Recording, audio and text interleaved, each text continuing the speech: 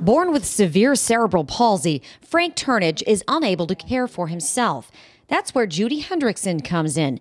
She has been Frank's home health aide since 2003 and knows that because of her care, he's been able to accomplish more in life than a lot of people with his disability. Frank is a remarkable person. He got his bachelor's degree at Michigan State on campus, and he got his master's through Central Michigan online. But he did go and walk the ceremony and everything.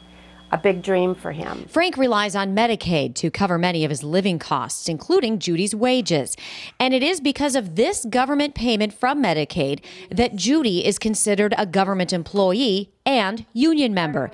She belongs to the Service Employees International Union, or SEIU. And for a union to come in and prey upon the most vulnerable population that there is, it's unconscionable. I cannot wrap my brain around it. Judi's dues are skimmed from the Medicaid checks she gets to take care of Frank. There is nothing in Medicaid that says our funds are to pay union dues. Judi is among more than 42,000 private, independent home health care workers in Michigan who were placed into this government union in 2005, even though they do not work for the government. And this is wrong. This is so wrong. Not only that they're stealing Medicaid dollars, but they're stealing them from a working population that is at the bottom of the pay scale and has no benefits of any kind whatsoever. Not even insurance. Mackinac Center Legal Foundation Director Patrick Wright says these private home health care workers were unionized the same way as private home child care providers in 2008. Yeah, the schemes are very similar. What happened is Governor Granholm knew that she was not going to be able to get the Republican Senate to expand the definition of employee under the public employment law to include these people. So she tried to find a sneaky way to do it and looked for an interlocal agreement, and that allowed her to get her political ally, the Service Employees International Union, 40,000 members and $6 million in dues that are supposed to be helping developmentally disabled adults. I couldn't see how it could happen because there is no common workplace, there is no common boss, there are no exact common hours, exact common duties.